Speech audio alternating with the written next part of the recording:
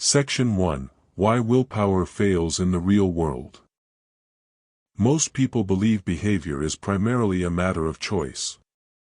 They assume that when they fail to act consistently, it is because they lacked discipline, motivation, or mental strength. This belief feels intuitive, but it is deeply misleading. Willpower is not a reliable driver of behavior. It is a fragile resource, highly sensitive to fatigue, stress, emotion, and context. The human brain did not evolve to rely on constant self-control. It evolved to conserve energy and follow the path of least resistance. When people rely on willpower, they unknowingly set themselves up for inconsistency. Willpower requires conscious effort, and conscious effort is expensive. The brain naturally avoids it whenever possible. This avoidance is not laziness. It is efficiency. Every decision consumes mental energy. Every moment of restraint creates cognitive load. Over time, the brain seeks relief from this load by defaulting to easier behaviors. This is why habits collapse at the end of the day, not at the beginning. Willpower works best in short bursts, under ideal conditions. It works poorly in real life, where distractions, obligations, emotions, and fatigue are constant. Designing habits around willpower is like building a structure on unstable ground. The real driver of behavior is not intention. It is exposure. What you see, what you hear, what is within reach, what is convenient, these factors silently dictate behavior far more consistently than conscious choice. The environment presents options, and the brain selects the easiest one available. This selection often happens before awareness. By the time you realize you've acted, the decision has already been made. This is why people repeat behaviors they claim they do not want. The environment keeps presenting the same cues, and the brain keeps responding in the same way. When someone says, "I have no self-control," what they usually mean is, "I am surrounded by cues that make the undesired behavior effortless." The environment does not argue. It does not negotiate. It simply offers. And the brain accepts. Another reason willpower fails is predictability. Willpower requires constant vigilance. The brain cannot maintain vigilance indefinitely. Attention drifts. Focus fades. In those moments, defaults take over. Defaults are environmental. If junk food is visible, it becomes the default. If the phone is nearby, distraction becomes the default. If work tools are hidden, avoidance becomes the default. People often underestimate how powerfully visibility influences behavior. What is seen feels urgent. What is hidden feels optional. The brain prioritizes what is immediately perceptible. This is not a moral failing. It is a neurological shortcut. The environment also shapes emotional responses. Certain spaces trigger calm. Others trigger tension. These emotional states influence behavior automatically. A cluttered space increases cognitive noise. A clean space reduces it. Reduced noise improves focus. Improved focus increases follow-through. The environment sets the emotional baseline on which behavior operates. Willpower tries to override this baseline. Environment defines it. Another overlooked factor is friction. Friction is the effort required to start or stop a behavior. The brain strongly prefers low-friction actions. Even minor increases in friction can drastically reduce behavior frequency. This is why habits are rarely about desire. They are about access. If a behavior is one step easier, it will happen more often. If it is one step harder, it will happen less often. These small differences compound over time. People often overestimate motivation and underestimate friction. They believe wanting something badly will overcome difficulty. In reality, ease wins more often than desire. This is why environment design outperforms self-control. Environment design changes friction automatically. It makes desired behaviors easier and undesired behaviors harder. When behavior aligns with the environment, willpower becomes unnecessary. The behavior happens because it is the obvious option, not because it is forced. This is the foundation of sustainable habit change. Until this is understood, people will continue blaming themselves for failures that were structurally inevitable. Another reason willpower collapses is that it operates in isolation, while behavior operates in systems. Human behavior is not a single decision repeated endlessly. It is a chain reaction influenced by context, timing, emotion, and availability. Willpower attempts to intervene at the last moment of that chain, when the outcome is already heavily biased. By the time a person tries to resist, the environment has already done most of the work. Consider how behavior actually unfolds. First, a cue appears. Then attention shifts. Then emotion responds. Then a desire forms. Only after all of this does conscious control attempt to intervene. Willpower is not the first mover. It is the last defense. And last defenses rarely win. The brain is predictive. It constantly scans the environment and prepares responses in advance. When familiar cues appear, neural pathways activate automatically. This activation happens faster than conscious thought. By the time awareness catches up, momentum already exists. Trying to use willpower at this stage is like trying to stop a rolling object with bare hands. The force is already in motion. This is why people feel as though they act without thinking. They are not mindless. Their brains are simply efficient. Repeated exposure trains automatic responses. The environment teaches the brain what to expect and how to respond. Willpower does not retrain these pathways. It merely suppresses them temporarily. Suppression is unstable. It requires constant effort. The moment attention weakens, the suppressed behavior resurfaces. This creates cycles of restraint followed by relapse. People interpret these cycles as personal weakness, when they are actually structural failures. Another critical weakness of willpower is its dependence on mood. Emotional states drastically alter self-control. Stress narrows focus. Fatigue reduces inhibition. Anxiety increases impulsivity. Willpower fluctuates with these states. The environment, however, remains constant. If the environment continues to present the same cues during moments of weakness, the same behaviors will repeat. This is why habits often break during stressful periods. Stress does not create new desires. It removes resistance to existing ones. People often say, "I know what to do, I just don't do it."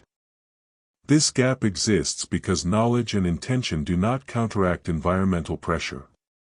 The brain prioritizes immediate relief over long-term benefit, especially under stress. Willpower asks the brain to delay gratification repeatedly. The environment often offers immediate gratification effortlessly. The brain chooses what feels safer and easier in the moment. This choice is not irrational. It is protective. The brain evolved to respond to immediate signals, not abstract future outcomes. Willpower tries to override this evolutionary bias, but environment works with it. Environment design aligns with the brain's natural tendencies. It removes temptation instead of resisting it. It creates cues for desired behavior instead of suppressing undesired ones. This alignment is why environment-based habits last longer. Another issue with willpower is identity conflict. When people rely on willpower, they implicitly frame behavior as a struggle against themselves. This creates internal friction. Every action feels like resistance. Resistance is exhausting. When behavior is supported by the environment, it feels natural. There is no internal conflict because the environment reinforces the action. This reduces psychological strain and increases consistency.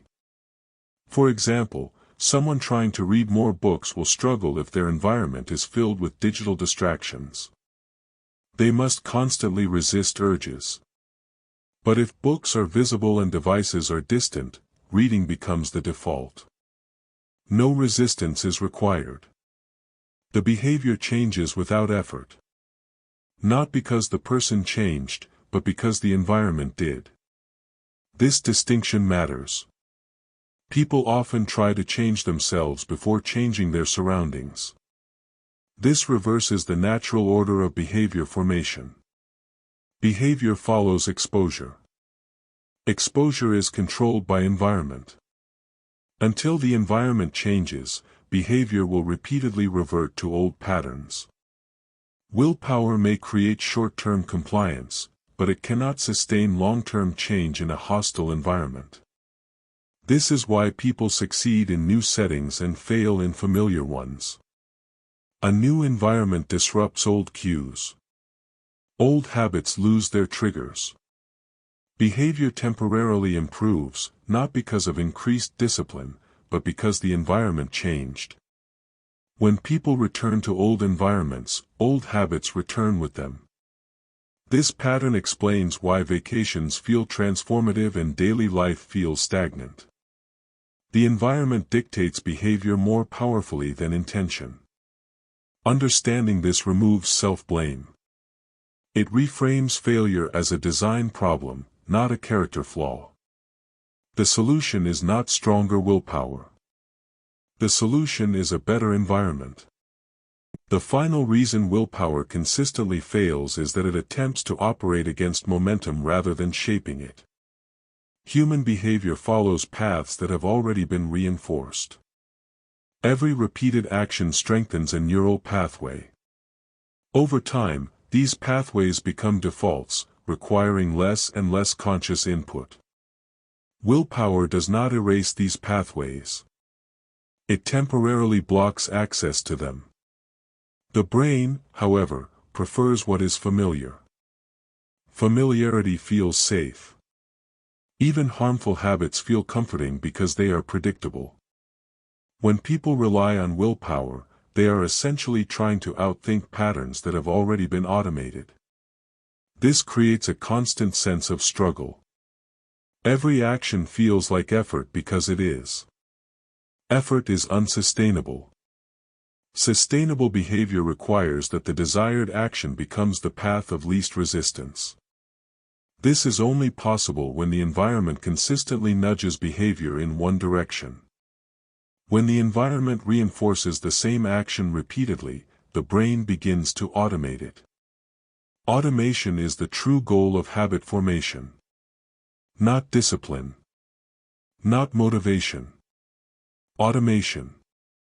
Willpower delays automation because it keeps behavior conscious. The more conscious effort required, the longer automation is postponed. This is why people who rely on willpower often feel stuck in a cycle of trying and failing. The brain automates what is repeated under stable conditions. Stability comes from the environment. When cues, timing, and context remain consistent, the brain learns quickly. When these factors fluctuate, learning slows. An unstable environment demands constant decision-making. Constant decisions drain energy. Drained energy reduces self-control. Reduced self-control leads to relapse. The cycle repeats. This is why decision fatigue undermines willpower. The more choices a person must make, the less energy remains for restraint. An environment filled with options increases decision load. An environment designed for simplicity reduces it. Successful behavior change often looks boring from the outside. The same actions, in the same places, at the same times. This boredom is a sign that the environment is doing the work. People often seek excitement in change. They want novelty.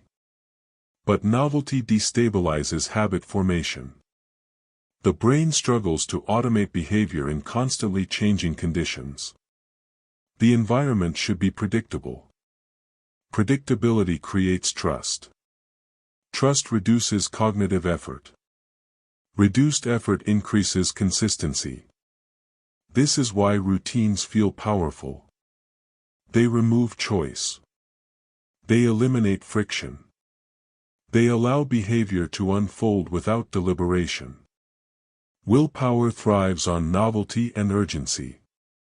Environment thrives on repetition and structure. Only one of these supports long-term behavior change. Another overlooked aspect is social environment. Humans are highly sensitive to social cues. Behavior is shaped by what others around us normalize. Willpower tries to resist social pressure. Environment embeds it. If a behavior is normal in your surroundings, it feels safe to repeat. If it is abnormal, it feels risky. This perception operates below conscious awareness. People often conform without realizing it.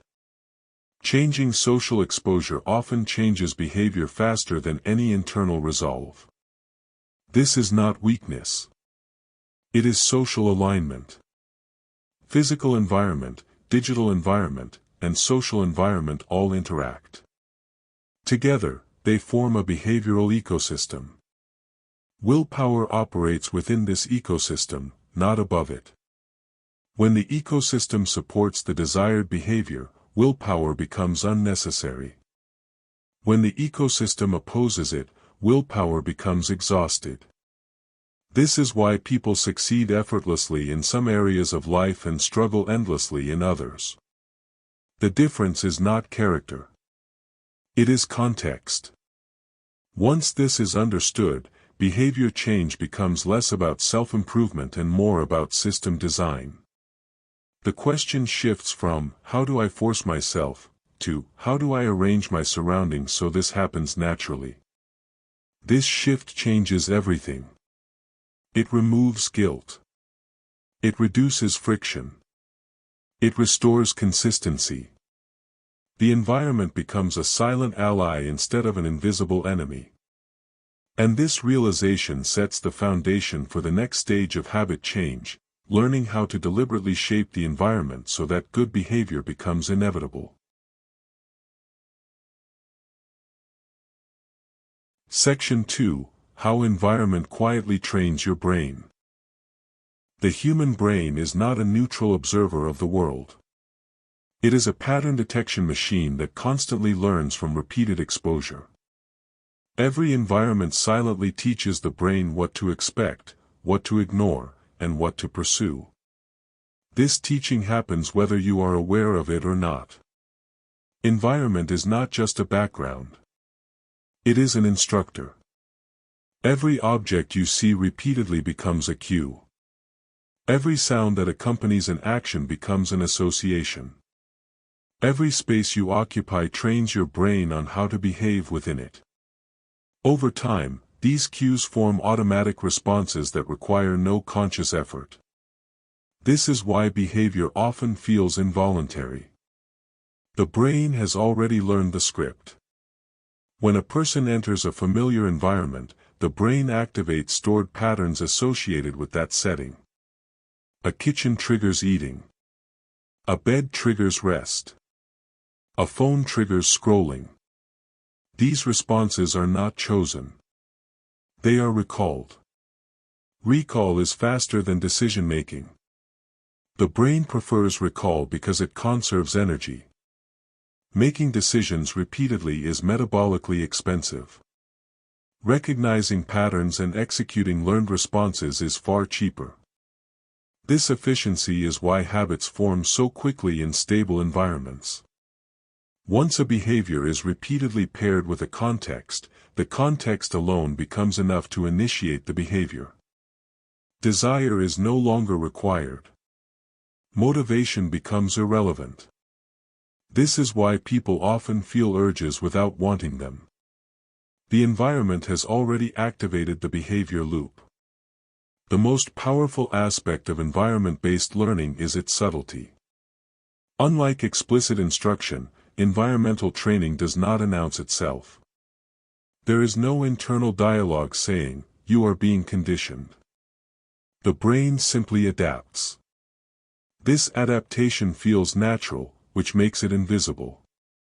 People often believe they are acting freely when they are actually responding predictably to familiar cues. Freedom feels real because the response feels automatic. But automation is not freedom. It is learned behavior. Another critical element is proximity. The brain strongly favors what is nearby. Objects that are within reach are treated as more relevant and more urgent than those that are distant. This bias exists even when the distant option is objectively better. Proximity increases perceived value. A book on a shelf feels less urgent than a phone on a desk. Healthy food in the fridge feels less compelling than snacks on the counter. The brain does not weigh long-term benefit accurately in the presence of immediate access. This is not a flaw. It is a survival mechanism. In uncertain environments, acting quickly on nearby resources increases survival. The modern world exploits this bias relentlessly. Digital environments are especially effective at hijacking attention because they are always present.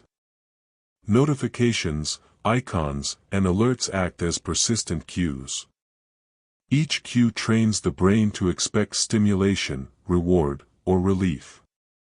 Over time, the brain becomes hyper-responsive to these cues. Attention fragments.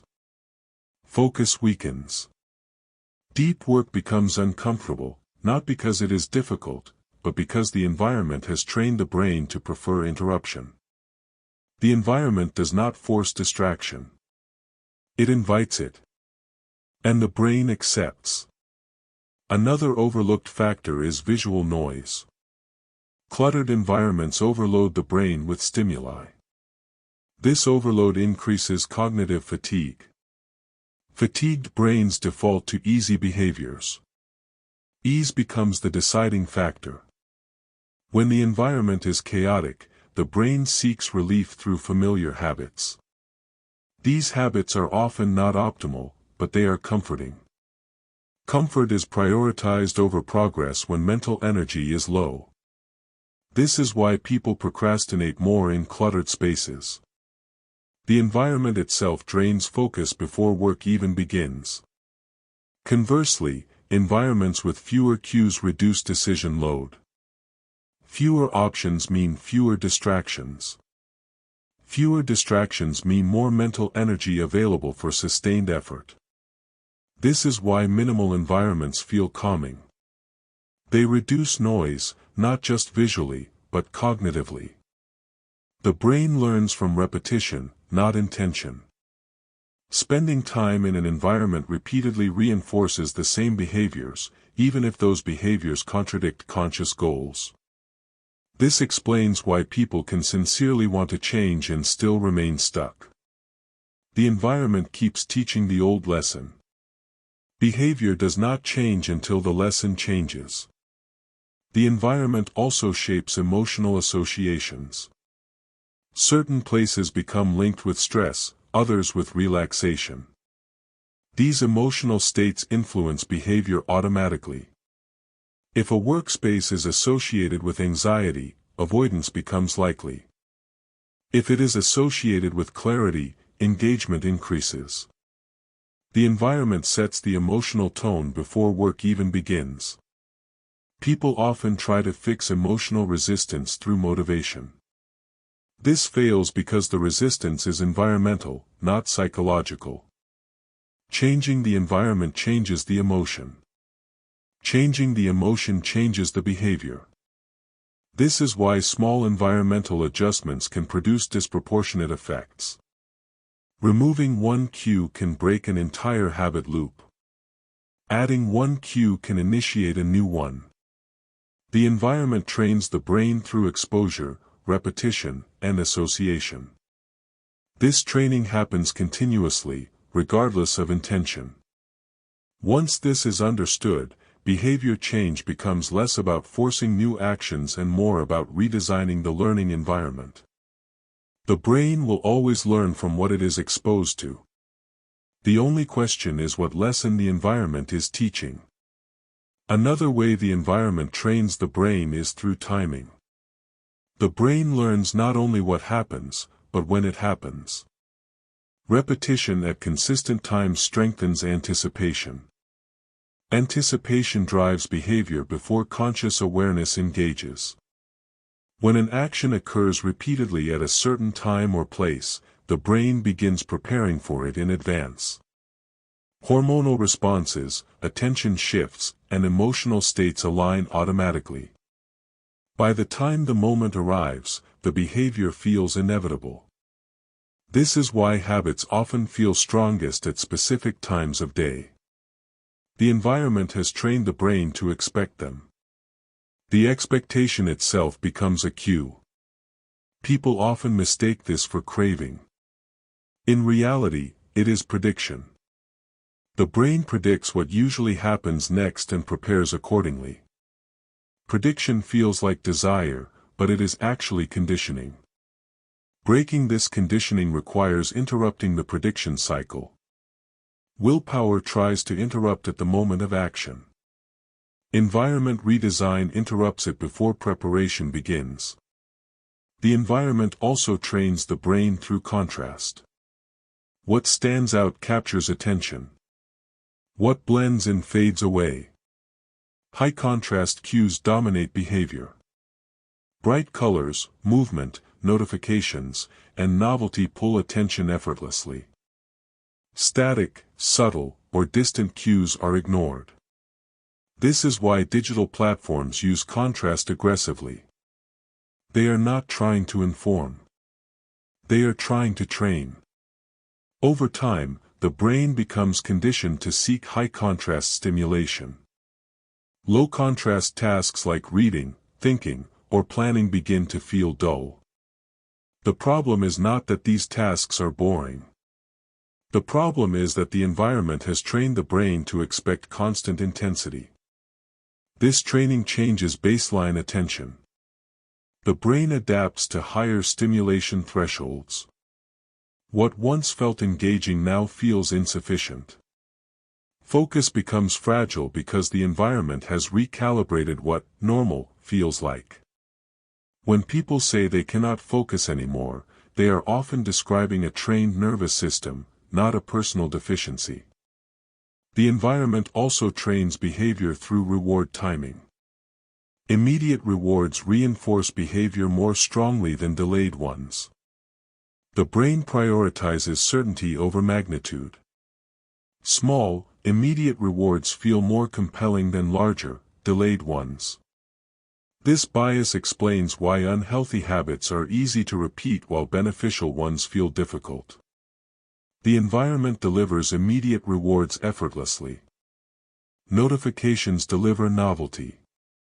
Snacks deliver pleasure. Distractions deliver relief. These rewards arrive quickly and reliably. Productive behaviors often offer delayed rewards. Progress is subtle. Results are uncertain. The environment does not reinforce them strongly unless deliberately designed to do so. This imbalance trains the brain to prefer short-term relief over long-term benefit. Over time, this preference becomes automatic. Environment design can rebalance this by making rewards for desired behaviors more immediate. Visual progress tracking, clear endpoints, and satisfying completion cues can train the brain to associate effort with reward. Without these reinforcements, effort feels unrewarding, even when it is meaningful. Another training mechanism is ease of transition. The brain prefers smooth transitions between states. Abrupt transitions create resistance. Environments that allow effortless transitions encourage follow-through. For example, transitioning from rest to work is easier when the workspace is ready, uncluttered, and familiar. If setup requires effort, resistance increases. Resistance does not come from laziness. It comes from friction. The environment determines how much friction exists between intention and action. Even small increases in friction can prevent behavior initiation. Even small decreases can enable it. This is why environment changes often feel surprisingly effective. They bypass motivation entirely. The brain is not persuaded by arguments. It is persuaded by ease. Environment also trains the brain socially. People mirror behaviors they observe regularly. This mirroring happens subconsciously. The brain assumes that repeated behaviors in the environment are normal and safe. When certain behaviors are normalized in your surroundings, resistance decreases. When they are rare, resistance increases. This is why joining new environments often changes behavior effortlessly. The brain adapts to new norms without deliberate effort. Social environment shapes expectations, not just actions.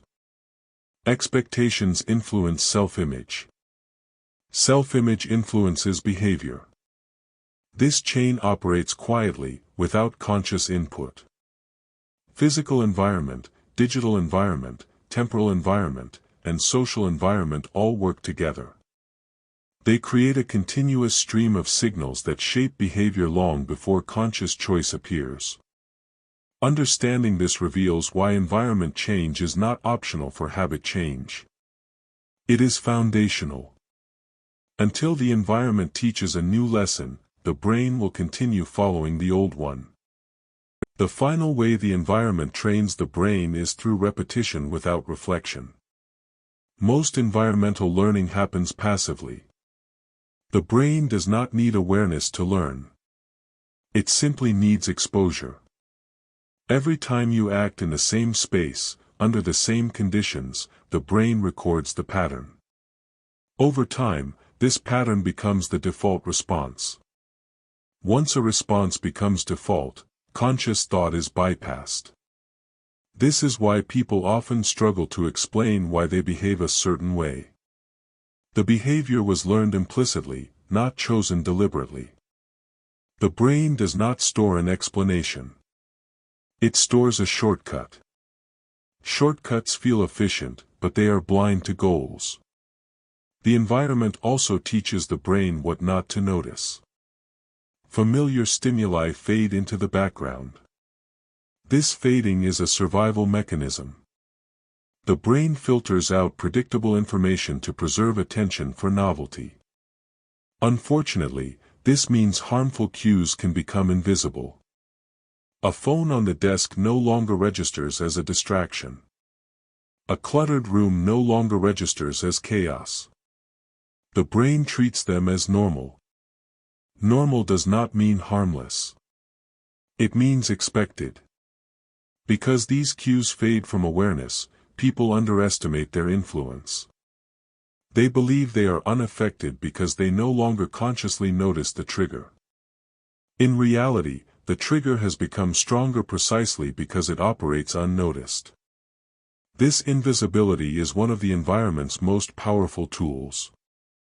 When behavior is triggered without awareness, self-control becomes irrelevant. You cannot resist what you do not perceive. Another important factor is emotional memory. Environments become linked to emotional outcomes. If a behavior consistently provides relief in a particular space, that space becomes emotionally charged.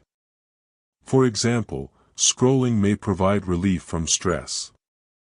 If this relief repeatedly occurs in the same environment, the environment itself begins to trigger the urge. The brain learns that being in that space predicts relief. This prediction creates tension until the behavior is performed. The tension is misinterpreted as desire. In reality, it is an expectation mismatch. The brain expects a familiar outcome. When the outcome is delayed, discomfort arises. Performing the behavior resolves the discomfort. This cycle reinforces itself. The environment becomes a pressure point. People often think habits are driven by pleasure. Many habits are actually driven by relief. Relief feels urgent. The brain seeks it automatically. Environments that frequently offer relief become sticky. They pull behavior toward them repeatedly. This is why changing environments can feel emotionally unsettling. The familiar relief is gone. The brain must recalibrate. This recalibration feels uncomfortable but is necessary for change. The environment also shapes behavior through identity reinforcement. Repeated behaviors in a space subtly influence how a person sees themselves. A place where one procrastinates becomes associated with avoidance. A place where one works becomes associated with competence. Over time, these associations harden into self-beliefs. Self-beliefs influence future behavior. The environment becomes part of identity. This process happens quietly. No single moment defines it. It accumulates through repetition. This explains why changing environments can feel like becoming a different person. The cues that supported the old identity are gone. New cues begin reinforcing new behaviors. Identity follows environment before it follows intention. Another subtle mechanism is sensory consistency. Similar lighting, sounds, and textures create familiarity. Familiarity reduces resistance. The brain relaxes into known patterns. If a space is always used for the same purpose, the brain learns what to do there without instruction. This learning accelerates habit formation. When environments are mixed use, signals become confused. The brain struggles to predict what behavior is appropriate. This confusion increases friction. Clear environmental signals reduce ambiguity. Reduced ambiguity increases action. This is why separating spaces for different behaviors is so effective. The environment communicates expectations without words. The brain responds to these expectations automatically. At this point, it becomes clear that environment is not a backdrop. It is an active participant in behavior formation. It teaches through exposure, repetition, emotion, and identity. People who change their environment change what their brain learns every day. Those who do not continue learning the same lessons, regardless of how much they want different outcomes. The environment is always teaching. The only question is whether the lesson aligns with the behavior you want to repeat. Once this is understood, the next step becomes obvious: deliberately designing the environment to make desired behavior unavoidable. Section 3: Designing an environment that makes change inevitable. Once it becomes clear that environment shapes behavior more reliably than willpower, the focus of change shifts from internal struggle to external design. The goal is no longer to force better decisions, but to reduce the need for decisions altogether. An effective environment does not demand discipline. It removes the conditions that require it. The first principle of environment design is intentional visibility.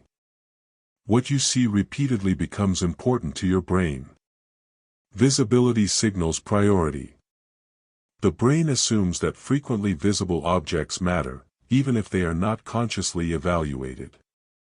This is why items placed in plain sight disproportionately influence behavior. A book on a desk invites reading. A phone within reach invites distraction. A water bottle visible on a counter invites hydration. Visibility is not neutral. It is directional. When desired behaviors are visually prominent, they become cognitively accessible. When undesired behaviors are hidden, they lose urgency. The brain does not fight temptation when temptation is absent. Most people attempt to resist temptation rather than remove it. This keeps the brain in a constant state of vigilance. Vigilance is exhausting. Exhaustion leads to relapse. Designing visibility reduces vigilance. The second principle is friction management. Friction is the effort required to begin or stop a behavior. The brain instinctively avoids high-friction actions and gravitates toward low-friction ones. Small changes in friction can produce large changes in behavior frequency. Adding a single step to an undesired behavior can reduce it dramatically. Removing a single step from a desired behavior can increase it significantly. Environment design leverages this sensitivity. For example, placing work materials in a ready-to-use state reduces startup friction. Hiding distractions behind multiple steps increases resistance. These adjustments do not rely on motivation. They operate mechanically. The brain follows ease. Another critical principle is spatial alignment. Behaviors are more likely to occur in spaces that clearly signal their purpose. When a space has a single dominant function, the brain associates that function with the environment. This association reduces ambiguity. Reduced ambiguity reduces hesitation. Reduced hesitation increases action. Mixed-use environments dilute signals. When a space is used for many behaviors, the brain struggles to predict what to do. This confusion increases friction and reduces consistency. Clear environmental cues communicate expectations without conscious instruction. The third principle is cue consistency. Habits form faster when cues remain stable. Changing cues slows learning. Stability accelerates automation. Designing an environment that consistently presents the same cues allows the brain to learn quickly. Once learned, behavior requires little effort. This is why routines tied to specific environments are more durable than those tied to abstract goals. The environment acts as a reminder that does not rely on memory or motivation. Another principle is emotional association. Environments carry emotional weight. If a space is associated with stress, avoidance increases. If it is associated with clarity, engagement improves. Designing an environment that feels calm, ordered, and predictable reduces emotional resistance. Emotional resistance often masquerades as laziness or lack of discipline. Changing the emotional tone of an environment can change behavior without addressing motivation at all. Environment design also benefits from subtraction. Removing elements is often more effective than adding new ones. Fewer cues reduce cognitive load. Reduced load increases focus. People often overcomplicate change by adding tools, systems, and rules. Simplification often produces better results. The environment should make the right action obvious and the wrong action inconvenient. It should not demand constant self-control. Another overlooked aspect is default behavior. Defaults are what happen when no decision is made. The environment determines defaults. If the default is distraction, distraction will occur. If the default is focus, focus will occur. Defaults operate silently. Designing defaults is one of the most powerful ways to shape behavior. When the default aligns with desired outcomes, consistency follows naturally. Environment design also benefits from anticipation. Designing environments that prepare for future behavior reduces friction later. Preparing work materials in advance, setting up spaces before need arises, and removing obstacles ahead of time all increase follow-through. This preparation shifts effort away from moments of weakness and into moments of clarity. The environment becomes a system that supports behavior automatically. At this stage, the focus is no longer on changing behavior directly. It is on changing the conditions under which behavior occurs. When conditions change consistently, behavior changes predictably. This is the foundation of sustainable habit change. Once the environment begins doing the work, behavior stops feeling like a battle. The brain no longer experiences constant conflict because the signals around it are aligned instead of contradictory. This alignment is what turns effort into consistency. One of the most important shifts in environment design is moving from reactive control to proactive arrangement. Reactive control relies on responding to urges as they arise. Proactive arrangement prevents those urges from forming in the first place. The brain reacts to what is present, not to what is planned. Planning exists in the abstract. Presence exists in reality. Environment design operates in reality. This is why intentions fail when the environment remains unchanged. Intention competes with reality and loses. Proactive arrangement means deciding in advance what behaviors will be easy and which will be difficult. It means shaping the physical and digital surroundings so that the desired behavior is the path of least resistance. This approach removes negotiation from the moment of action. Negotiation drains energy. When negotiation disappears, follow-through increases. Another crucial element is reducing choice. The brain performs best when options are limited. Too many choices create decision paralysis. Decision paralysis leads to avoidance. When the environment presents a single clear option, action becomes automatic. The brain does not need to evaluate. It simply proceeds.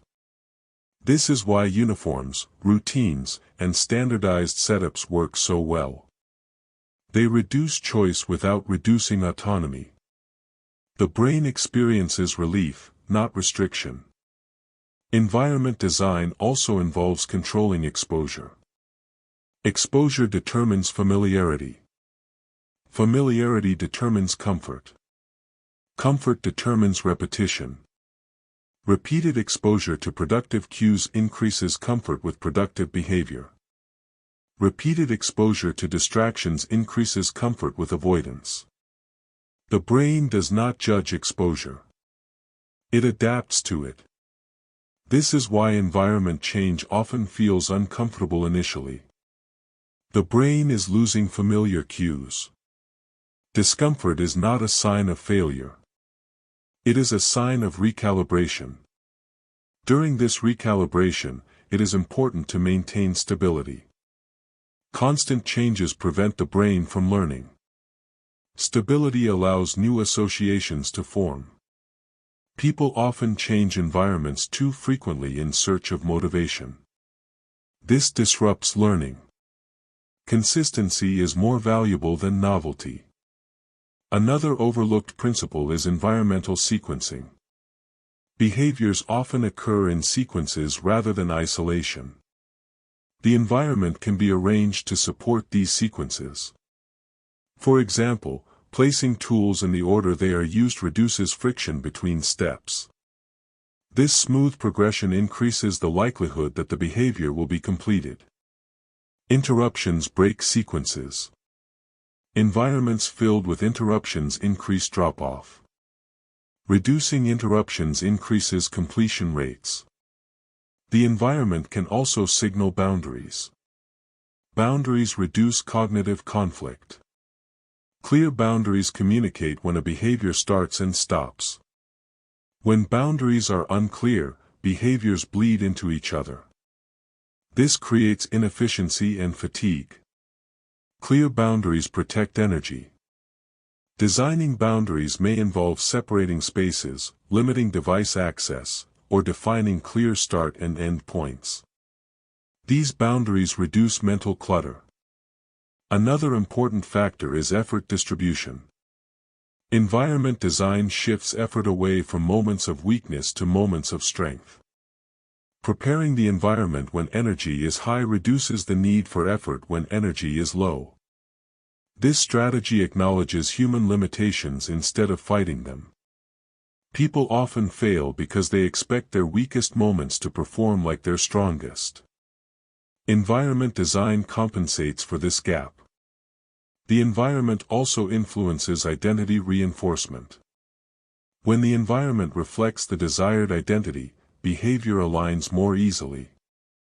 A workspace that reflects focus encourages focused behavior.